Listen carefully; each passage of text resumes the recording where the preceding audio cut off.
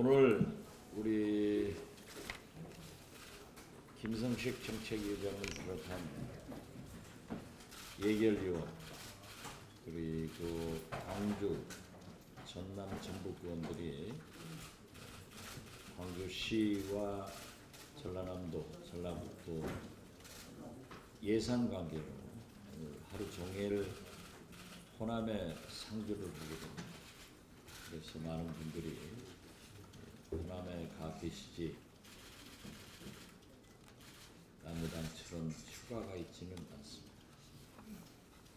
우리는 또 휴가 갔다 오더라도 일을 하는데 휴가 갔어도 아무 구상도 않고 일도 않고 하는 사람들하고는 일을 당합니다.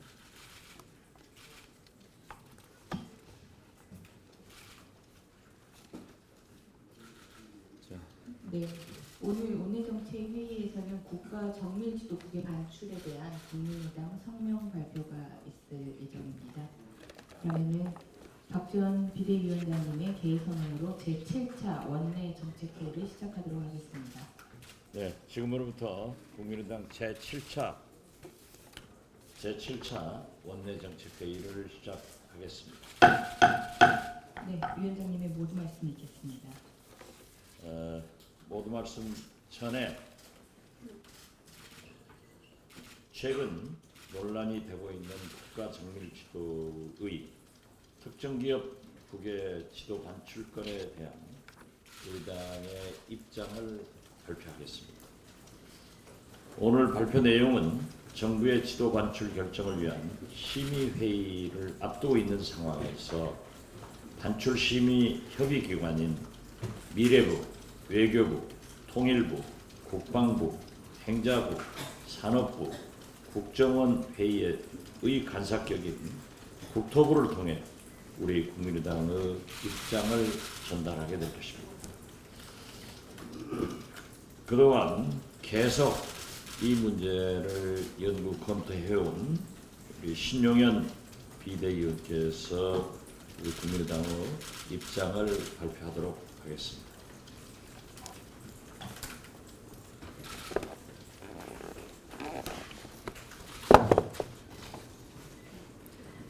국가정밀지도 국외 반출 관련 국민의당 입장.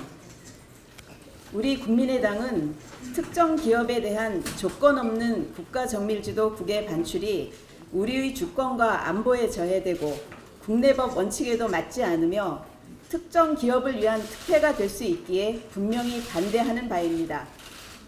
최근 포켓몬고 열풍에 힘입어 규제개혁 차원에서 구글 등 특정 기업의 정밀지도 국외 반출을 허용해야 한다는 의견이 있지만 이는 국가의 주권과 안보에 저해되는 일이자 국내법 규정에도 맞지 않습니다. 이와 관련해 국토지리정보원은 몇몇 특정 기업의 정밀지도 국외 반출 요구에 대해 공간 정보의 구축 및 관리 등에 관한 법률 등의 근거, 안보 등을 이유로 이미 수차례 거부한 사례가 있습니다. 우리나라는 현재도 국내법에 따라 국내에 서버를 둔 기업 및 해당 기업의 제휴업체에게는 정밀지도 데이터를 제공하고 있으며 이에 따라 국내 기업은 물론 애플, 바이두 같은 외국 기업들까지도 국내법 테두리 안에서 성실히 영리 활동을 하고 있습니다.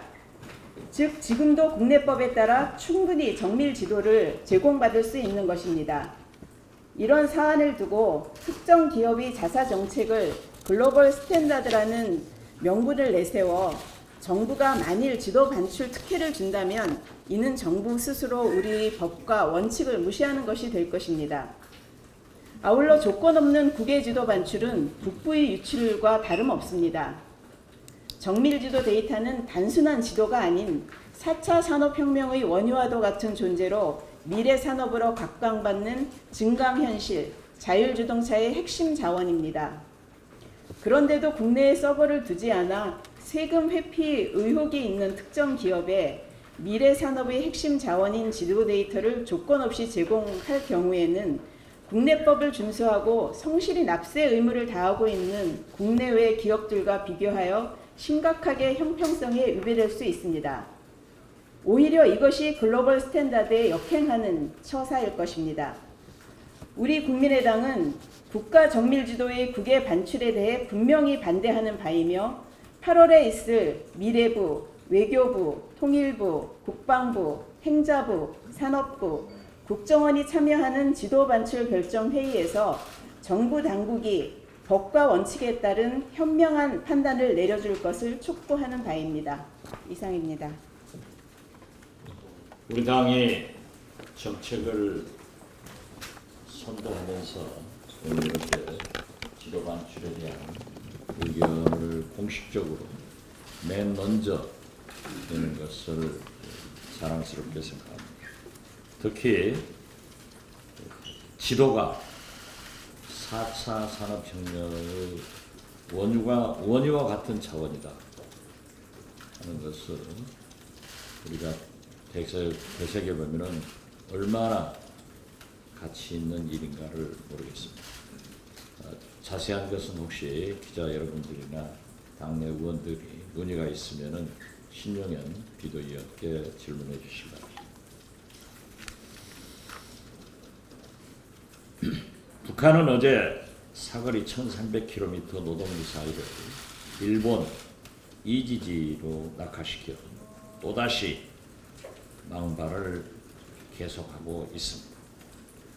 우리는 북한의 도발을 규탄하는 동시에 북한은 자신의 도발이 오늘의 동북아 위기와 사드 정국을 촉진시키고 있음을 자각하고 즉각 중단해 줄 것을 거듭 촉구합니다.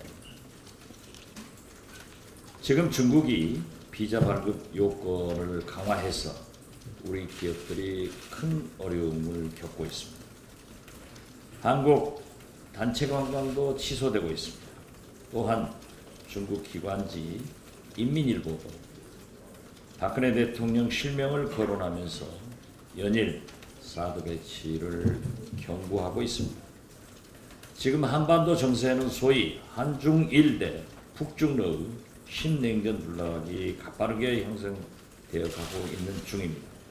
그러나 우리의 맹방인 미국도 대선을 앞두고 자국 이익을 극대화하려는 움직임이 더욱 강화되고 있습니다. 한마디로 우리 한반도를 둘러싼 전 세계 각국의 이해관계가 더욱 복잡한 고차 방정식이 되어 가고 있습니다. 우리는 사드 배치도 반대하지만 북한의 도발, 중국의 외교적 무례와 보복도 반대합니다. 그러나 사드 배치로 가뜩이나 어려운 한반도 정세를 더욱 복잡하게 만든 우리 정부는 정치, 경제, 외교적, 안보 등 국익을 위한 총체적인 로드맵을 제시하지 못하고 있습니다.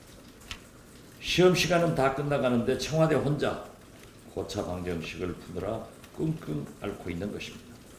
정부는 이제라도 국회에서 사드 특위를 구성해 사드와 관련된 종합적인 대책을 마련해야 한다고 촉구합니다.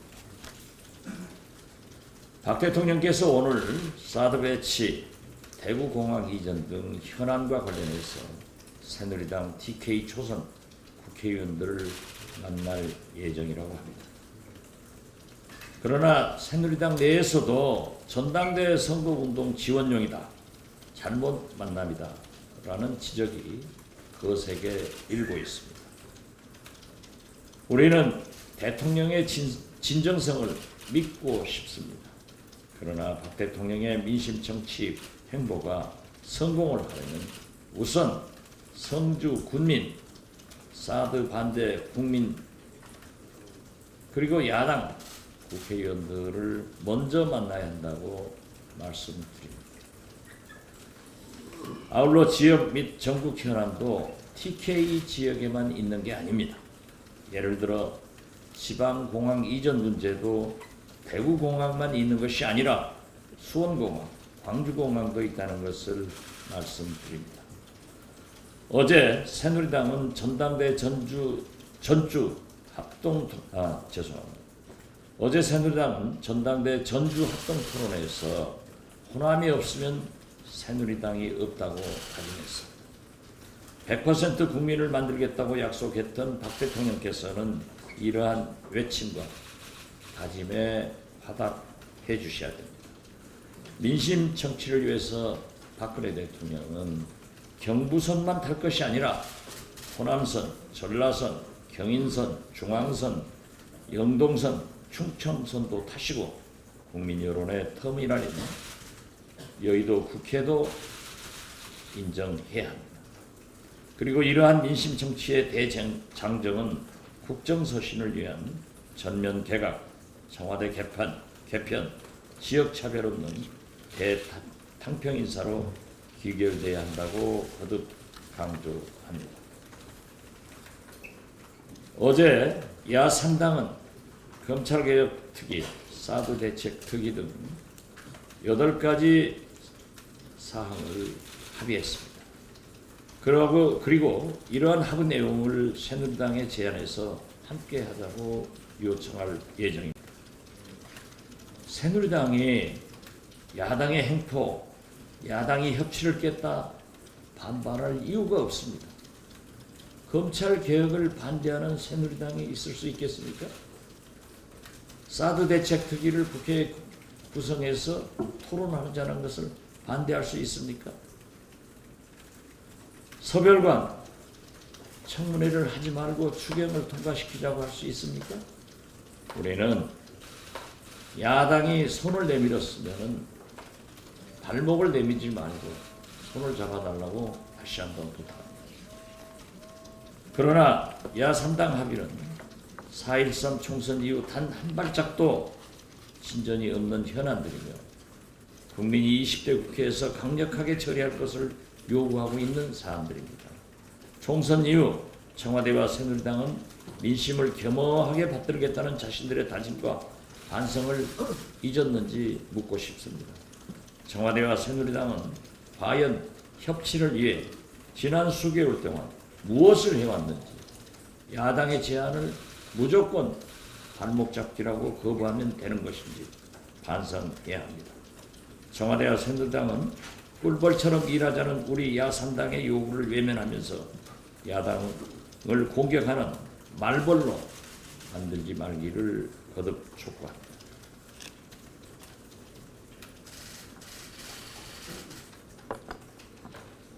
오늘 아침 언론 보도를 보고 매우 실망했습니다. 어떻게 우병우 수석의 이름이 사라졌는가?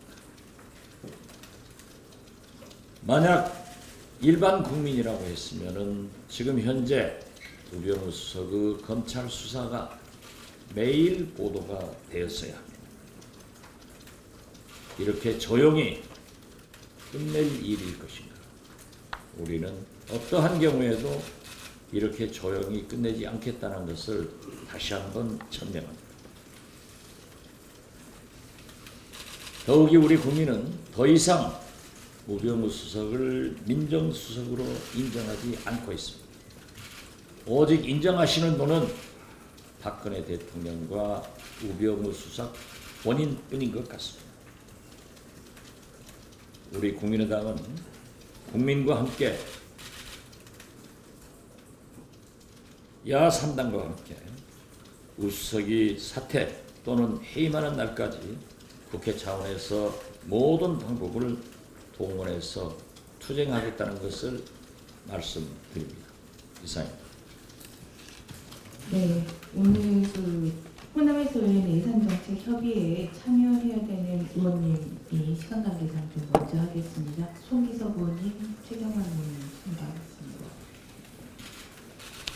예. 어제 이화여대가 약 700명이나 되는 재학생 및 졸업생들을 공간 선거 농성 사태를 불러온 미래라이프 대학을 설립하지 않기로 결정했습니다. 이에 교육부는 어제 오후 이화여대 평생교육단과대학 지원사업 철회의사 공문 제출에 대해 대학의 의사에 따라 사업 철회를 받아들일 계획이라고 공식적인 입장을 보도자료로 배포했습니다.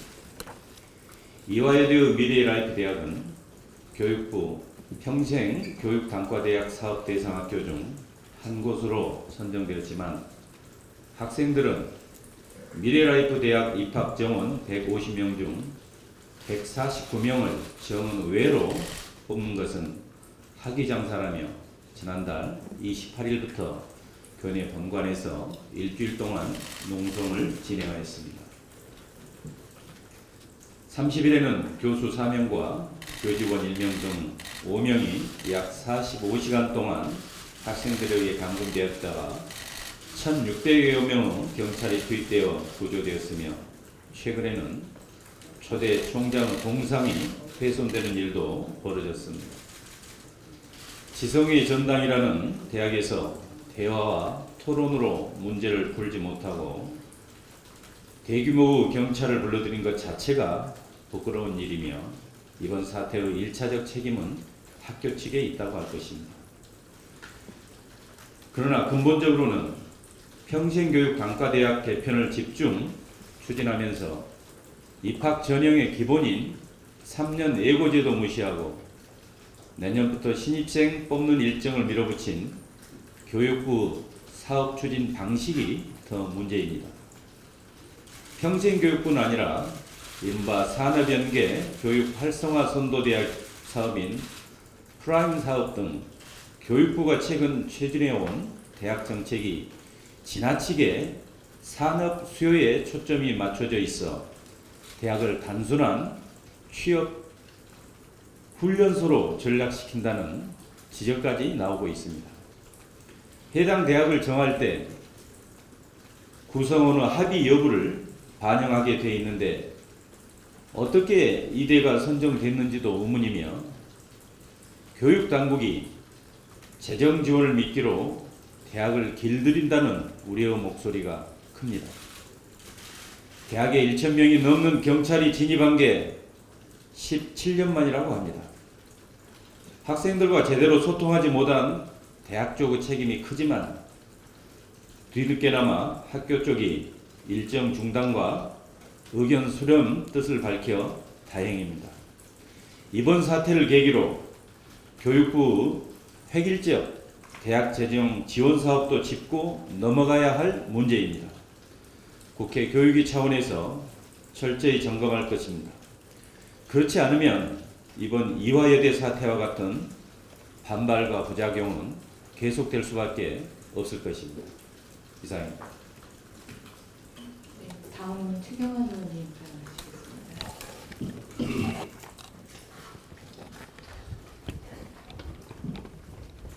사드 배치 결정에 따른 중국의 경제 보복이 가시화되고 있습니다. 현실화되고 있습니다. 참으로 걱정되는 상황입니다. 중국이 한국 상용비자 발급을 일부 중단했다는 보도가 확인되고 있습니다. 중국 현지 기업이나 중국 정부가 발급한 초청장이 아니면 비자 신청을 받아주지 않겠다는 것입니다. 지금 우리 여행업계는 전전긍긍입니다. 한류 보복도 시작되었습니다.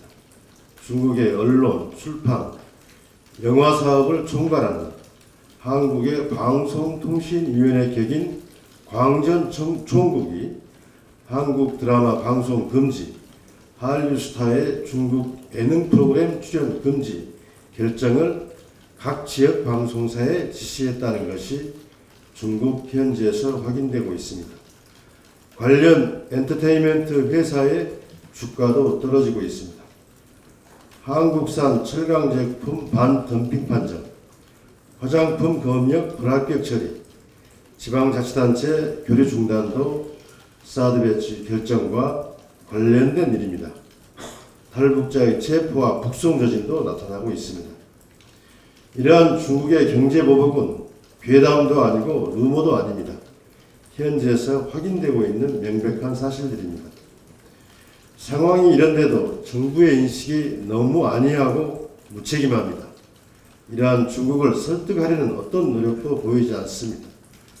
사드 경제 보복은 없을 것이라는 낙관적 전망만 하고 있습니다. 그저 속수무책 중국만 바라보고 있는 실정입니다.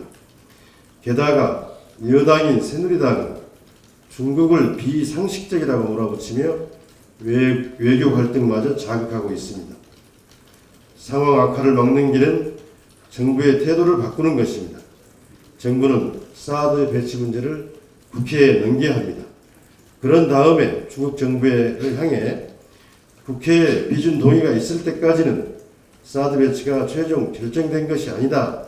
이런 입장을 전달해서 상황을 수습해야 합니다.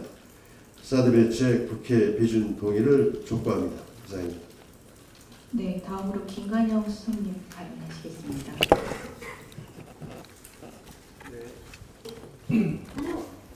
어제 야 3당의 원내대표 합의 사항이 발표가 됐습니다. 사실은 야 3당 원내대표 합의 사항이 아니라 여야 원내대표 합의 사항이었으면 좋았겠다는 생각을 합니다. 새누리당이 야당의 횡포다, 협치 실종이다, 발목 잡기다 이런 얘기들을 하고 있는데 이러한 점 새누리당에게 다시 한번 전향적인 자세의 변화를 촉구합니다. 이번 주 안으로 어제 이루어진 야 3당의 주요 합의사항이 여야 합의사항으로 결론 내기를 바라고 또 이것을 위해서 의사일정 합의를 해서 최선을 다하도록 하겠습니다. 여당의 보다 전향적인 입장 변화를 또 민심에 귀 기울이는 노력을 다시 한번 촉구합니다. 특히 사드 갈등 문제라든가 또 세월호 문제라든가 또 서별관회의 청문회 등등 이런 많은 문제들이 국회에서 반드시 논의되고 토론되어야 하고 이러한 갈등들이 국회에서 정화되는 국회가 그런 장소가 되어야 한다는 점을 다시 한번 강조합니다. 우병우 수석 대한민국 호에 큰 부담이 되고 있습니다. 이제 더 이상 이 문제로 대한민국 호가 덜컹덜컹 해서는 안 됩니다. 우 수석의 결단, 박 대통령의 결단을 촉구합니다. 국민의당은 민주당과 함께 공조해서 우 수석 문제를 논의하기 위한 운영위 소집을 요구할 생각을 가지고 있습니다. 이상입니다. 네, 이어서 최인태 의원님 발언하시겠습니다. 지난 7월 4일 그 국회 대정부 질문에 대한 조치 결과를 이번 주에 받았습니다. 당시 질문 내용은 2010년 대우조선 해양에 대한 검찰의 수사가 있었고 재판이 이루어졌었는데 당시 검찰에서는 1심을 마치고 난 이후에 추가적인 증거들이나 범죄 사실이 확인됐는데도 당시 피의자였던 이창하 씨에 대해서 추가 기소를 하지 않고 또한 1심으로 항소를 포기하고 1심으로 그 재판을 결론을 지었다는 부분에 대해서 그때 당시에 검찰의 수사나 조치가 미흡하지 않았냐라는 것과 두 번째 2014년에 국세청이 대우조선해양에 대해서 특별 세무조사를 했음에도 불구하고 분식회계나 당시의 여러 가지 횡령이나 배임에 대한 사실들에 대해서 전혀 밝혀내지 못한 것 부분도 역시 미흡한 세무조사 아니었냐. 따라서 이런 부분에 대해서 현재의 대우조선의 부실을 키운 책임이 검찰, 국세청 등 당국에도 있다라고 보고 이 부분에 대해서 감찰할 용의가 있냐라는 질의를 했었습니다. 이에 대한 조치 결과로 국무조정실에서는 향후 명확한 감찰의 단초가 있는 경우 감찰 실시 여부에 대해서 검토해 보겠다라는 답변을 주었습니다. 하지만 현재 고재호, 남상태 전 두 사장에 대한 기소가 이루어지고 그 기소 내용에는 2010년 당시에 수사 및 재판에 대한 내용이 관련이 되어 있습니다. 또한 분식회계와 횡령에 대한 내용은 이미 감사원의 감사 결과 거의 사실로 다 드러났고 당시 2014년에 세무조사에서 밝혀내지 못한 부분은 명확하게 감찰의 단초가 있다고 판단을 합니다. 따라서 현재 국무조정실에서 검찰과 국세청에 대한 2010년, 2014년에 부실한 그런 대응을 반드시 감찰할 것을 촉구하며 이번 그 감찰의 필요성은 당시에 검찰에서의 이러한 부실 수사나 검사, 재판 과정의 미흡한 대응이 결국 검찰에도 문제가 있었음을 다시 한번 지적하면서 지금 현재 국민의당에서 검찰에 대한 개혁을 추진하는 내용과 맥락을 같이 한다고 보며 반드시 감찰이 이루어지기를 기대합니다. 이상입니다. 네, 김삼아 의원님 발언하시겠습니다. 지난 2일 햄버거를 먹은 뒤에 양치질을 하던 중 의식을 잃고 쓰러진 4세 여아의 얼굴과 팔, 다리에 멍 자국이 발견되었고 부검 결과 뇌출혈 흔적이 나타나서 부모의 아동 학대가 의심되고 있습니다. 지난달에도 7세 아이가 아버지의 폭행을 피해서 잠옷바람에 맨발로 도망친 사건도 있었습니다. 보건복지부 산하 중앙아동보호기관에 따르면 2015년 아동학대 신고 건수는 19,209건으로 전년 대비 1,000건 이상이 증가할 정도로 아동학대는 일상적으로 끊임없이 자행되고 있습니다. 아동학대의 80% 이상이 부모에 의해서 발생한다고 합니다.